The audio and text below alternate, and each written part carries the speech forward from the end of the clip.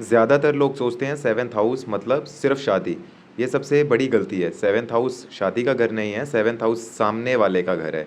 इस घर से वो हर इंसान आता है जो आपके लाइफ में डायरेक्टली आपके सामने खड़ा होता है। Life partner, business partner, public clients और हाँ, ओपन एनिमीज भी। अब समझो मंगल राहु यहाँ क्या करता है। मंगल आग है, रिएक्शन, गुस्सा, सेक्सुअल एनर्जी, ईगो। राहु भूख है, और ज़्यादा चाहिए, कंट्रोल चाहिए, जीतना चाहता है। जब ये दोनों सेवन्थ हाउस में मिलते हैं तो रिलेशनशिप इमोशन का स्पेस नहीं रहता, पावर का बैटलफील्ड बन जाता है। शादी में इसका मतलब होता है अट्रैक्शन बहुत स्ट्रॉन्ग, केमिस्ट्री बहुत तेज, पर पीस बिल्कुल भी स्टेबल नहीं। छोटी बात पे ईगो लग जाती है और बात बात पे फाइट, साइलेंस या सेपरेशन तक पहुंच जाती है। इस योग में अक्सर होता है कि व्यक्ति पार्टनर से कम प्यार करता है और कंट्रोल ज़्यादा रखता है। सालों तक यही पता नहीं लगता था कि प्यार था या कंट्रोल था, या खुद डोमिनेट करता है या फिर खुद डोमिनेट होता है। इक्वल रिलेशनशिप यहाँ सबसे मुश्किल होता है। अब बिजनेस पार्टनरशिप की देखते हैं। सेवन्थ हाउस सिर्फ शादी का नहीं है, पार्टनरशिप का मेन घर है। मंगल राहु यहाँ हो तो व्यक्ति शार्प नेगोशिएटर होता है, रिस्क लेने से नहीं डरता, पर ट्रस्ट हमेशा खराब रहता है। ट्रस्ट इश्यूज हमेशा रहते हैं। प्रॉफिट शेयरिंग, अथॉरिटी और क्रेडिट पर झगड़ा होने का योग बनता है। इसी घर से ओपन एनिमीज भी आते हैं। ये वो लोग होते हैं जो छुपकर नहीं, सामने से नुकसान करते हैं। Court cases, legal notices, public image damage, ये सब सेवन्थ हाउस का ही खेल है। इस योग में पब्लिक लाइफ भी इंटेंस होती है। लोग या तो आपको बहुत पसंद करते हैं या फिर आपसे डायरेक्टली टकराते हैं। न्यूट्रल रहना मुश्किल होता है। सेक्सुअल अट्रैक्शन का लेवल बहुत हाई होता है, मतलब बहुत ज़्यादा पावरफुल होता है। डिज़ायर इंटेंस होती है बट इमोशनल डेप्थ स्टेबल नहीं। इसलिए अफेयर, सीक्रेट रिलेशन या मल्टी रिलेशंस या रिपीटेड अट्रैक्शन पैटर्न्स देखे जाते हैं। अब सबसे गहरी बात यह है कि ये इस जन्म का योग नहीं होता, ये पास्ट लाइफ का अनफिनिश्ड कार्मा है, जहाँ रिलेशनशिप में गुस्सा, पावर या डिज़ायर का मिसयूज़ हुआ था, किसी को डोमिनेट किया गया था या खुद डोमिनेट हुए थे। तो इस जन्म में वही एनर्जी जो है वो वापस आती है, ताकि सोल सीख पाए कि दूसरे इंसान को जीतकर या कभी भी रिश्ता जीता नहीं जा सकता। तो जब तक मंगल की आग को डिसिप्लिन नहीं मिलता और राहु की भूख को लिमिट नहीं मिलती, तब तक हर रिश्ता इंटेंस ही होगा, चाहे जितनी कोशिश करो। बट टिकने के लिए रेडी नहीं होता। इंटेंस होगा बट ये स्टेबल ही नहीं हो पाएगा। लेकिन जब ये एनर्जी मैच्योर हो जाती है, तभी ये योग strong leadership, powerful business sense और फेयरलेस पब्लिक इमेज देता है। इसलिए ये योग शार्प नहीं होता, ये टेस्ट है, आप पावर संभालते हो या पावर आपको संभाल लेती है। तो देखिए, केतु सेवन्थ हाउस का मतलब प्यार नहीं है, यहाँ समझदारी का घर होता है। तो हर चार्ट का अपना पैटर्न है, ये सिर्फ बेसिक कैलकुलेशन है।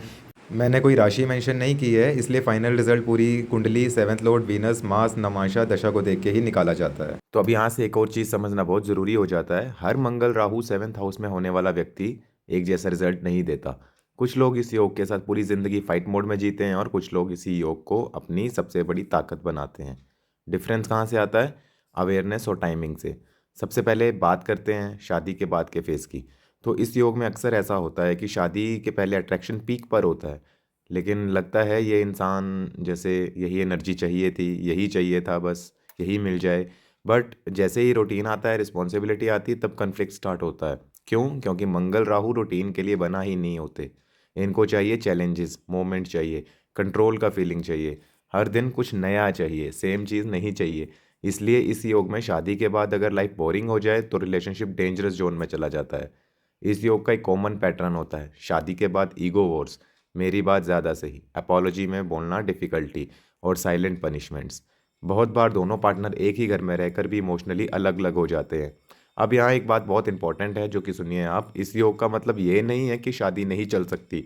इस योग का मतलब ये है नॉर्मल शादी नहीं चल सकती। या तो लड़की भी मांगलिक हो जो सहन कर पाए। इस योग वाले लोगों के लिए रिलेशनशिप को चलाने के लिए कॉन्शियस एफर्ट चाहिए, रूल्स चाहिए, बाउंड्रीज चाहिए और सबसे इम्पोर्टेंट ईगो का कंट्रोल करने का डिसिप्लिन। नहीं तो प्रॉब्लम होती ही होती है अगर डिसिप्लिन नहीं हुआ। अब बात करते हैं नवमांशा D9 की। तो अगर नवमांश में वीनस स्ट्रांग है या जुपिटर का सपोर्ट है या मून स्टेबल है, तो मंगल राहु सेवन्थ हाउस का लाइफ को डिस्ट्रॉय नहीं करता, बल्कि लाइफ को इंटेंस बनाता है, मिस्टीरियस बनाता है।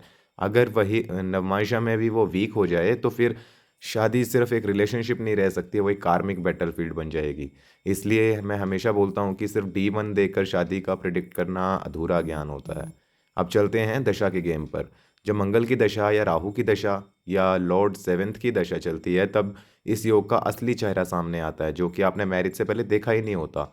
इस फेस में सडनली फाइट्स बढ़ती हैं, थर्ड पर्सन इंटरफेयर करता है या पावर स्ट्रगल पीक पर चला जाता है। अब बहुत बार यहीं पर सेपरेशन या लीगल इशू स्टार्ट होते हैं। लेकिन अगर इस दशा में व्यक्ति सेल्फ कंट्रोल सीख लेता है, थेरेपी, स्पिरिचुअलिटी या डिसिप्लिन अपना लेता है, तो यही बेस लाइफ का टर्निंग पॉइंट बन जाता है। अब वो एक चीज़ जो आपको लोग नहीं बताते हैं वो मैं बोल देता हूँ। मंगल राहु सेवन्थ हाउस वाले लोग अक्सर टॉक्सिक लोगों को अट्रैक्ट करते हैं हमेशा, क्योंकि उनकी एनर्जी स्ट्रांग होती है और वीक लोग स्ट्रांग एनर्जी से या तो अट्रैक्ट हो जाते हैं या अटैच हो जाते हैं या उससे लड़ने लगते हैं।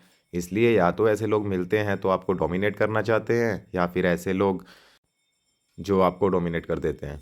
इक्वल एनर्जी वाले पार्टनर मिलना इस योग का सबसे बड़ा लेसन होता है, और जब इक्वल एनर्जी मिल जाती है तभी रिलेशनशिप टिकता है। अब लास्ट और सबसे गहरा लेयर ये रहता है कि देखिए, ये योग सोल को ये सिखाने नहीं आता है कि रिलेशनशिप जीतने का ग्राउंड नहीं होता, पावर प्रूव करने का स्टेज नहीं होता। ये योग सिखाता है रिएक्शन से पहले रिस्पॉन्स, कंट्रोल से पहले अंडरस्टैंडिंग और डिज़ायर से पहले रिस्पॉन्सिबिलिटी।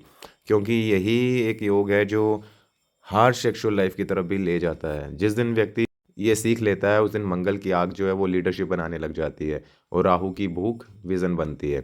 बट तब वही व्यक्ति जो है वो स्ट्रॉन्ग स्पाउस बनाता है, सक्सेसफुल बिजनेस पार्टनर बनाता है, और पब्लिक फेम में या लाइफ में फेयरलेस लीडर बनता है। इसलिए हमेशा याद रखना चाहिए कि Mangal Rahu seventh house is not a punishment, ना ही ब्लेसिंग। ये तो एक एग्ज़ाम की तरह है। अब अगर हम देखिए, सामने वाले को जीतने की कोशिश करते रहेंगे तो सेवेंथ हाउस हमेशा आपको हराता रहेगा। इसलिए सामने वाले के आगे झुकना पड़ेगा, जो या ये कह सकते हैं कि सामने वाले को समझना सीखिए। अगर समझ आ गई तो सेवेंथ हाउस अच्छे रिजल्ट देगा। लेकिन ये कहानी यहाँ ख़त्म नहीं होती है, क्योंकि अब इस योग का सबसे डेंजरस इल्यूजन समझना ज़रूरी है। मंगल राहु सेवेंथ वाला व्यक्ति अक्सर ये मानता है कि सामने वाले की ही प्रॉब्लम ज़्यादा है, पार्टनर गलत है, क्लाइंट गलत है, पब्लिक गलत है, दूसरे लोग को ही ट्रिगर होते हैं हमेशा। बट सच्चाई ये है कि सेवेंथ हाउस वाला सामने वाले को नहीं, अपनी रिफ्लेक्शन को ही देखता है, क्योंकि उसके पास सर है, धड़ नहीं है। तो जो आग आपके अंदर है वो सामने वाले के थ्रू भड़कती है, जिस जस्ट यंगारक योग है। इसलिए इस योग में राइट पार्टनर मिलने से ज़्यादा ज़रूरी होता है राइट रिस्पॉन्स सीखना। अब इस योग वाले लोग अक्सर बोलते हैं मैं ज़्यादा अटैच नहीं होता, मैं इमोशनल नहीं हूँ। बट सच ये नहीं होता है। सच ये होता है कि इमोशनल इंटेंस इतना ज़्यादा हाई होता है कि दिमाग उसे कंट्रोल करने लग जाता है, और जब इमोशन को कंट्रोल किया जाता है तो वो प्यार नहीं रह जाता, पावर बन जाती है। इस योग में लव लैंग्वेज थोड़ी अलग होती है। ये लोग केयर बोलकर नहीं करते हैं या दिखाते नहीं हैं, ये लोग प्रोटेक्शन के नाम पर कंट्रोल करते हैं, और यहीं से मिसअंडरस्टैंडिंग शुरू होती है। पार्टनर को लगता है ये मुझे प्यार ही नहीं करता, और व्यक्ति खुद सोचता है मैं इतना करता हूँ फिर भी मुझे समझा नहीं जाता। दोनों ही सही होते हैं, बट दोनों की भाषा अलग अलग होती है। अब यहाँ एक और लेयर ऐड होती है, सेक्सुअल एनर्जी। सेक्सुअल अट्रैक्शन को बहुत तेज़ बना देता है ये योग। डिज़ायर जल्दी इग्नाइट हो जाती है, केमिस्ट्री इंस्टेंट होती है, बट इमोशनल बॉन्डिंग धीरे धीरे धीरे धीरे बनती है।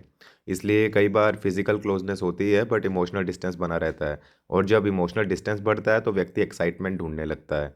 इसलिए रिपीटेड अट्रैक्शंस, क्रशेस या टेम्पटेशन का पैटर्न दिखता है, या करेक्टर फ्लो नहीं हो पाता, या अनडैमेज एनर्जी हो जाती है।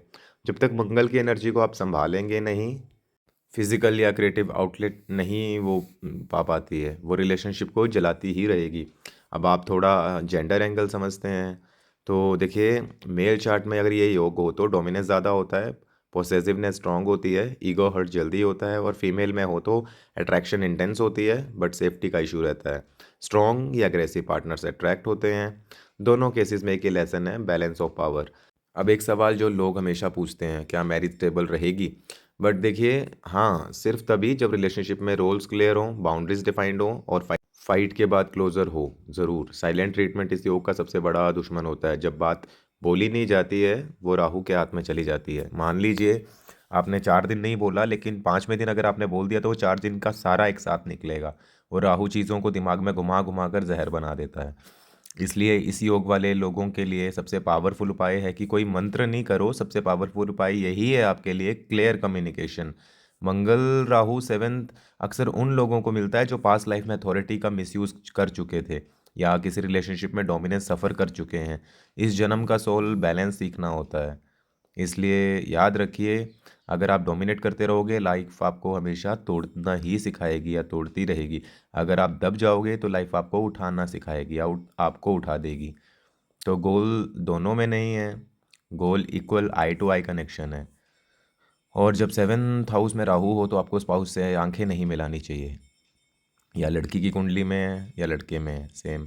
सेवन्थ हाउस आपको ये नहीं सिखाता है कि कौन जीतेगा, सेवन्थ आपको ये सिखाता है कि बिना जीते कैसे साथ खड़ा हुआ जाता है, कैसे साथ रहा जाता है। अगर वीडियो आपको इन्फॉर्मेटिव लगी हो तो प्लीज़ कमेंट करिएगा, जिससे नेक्स्ट वीडियो बनाने में काफ़ी हेल्प होती है। धन्यवाद।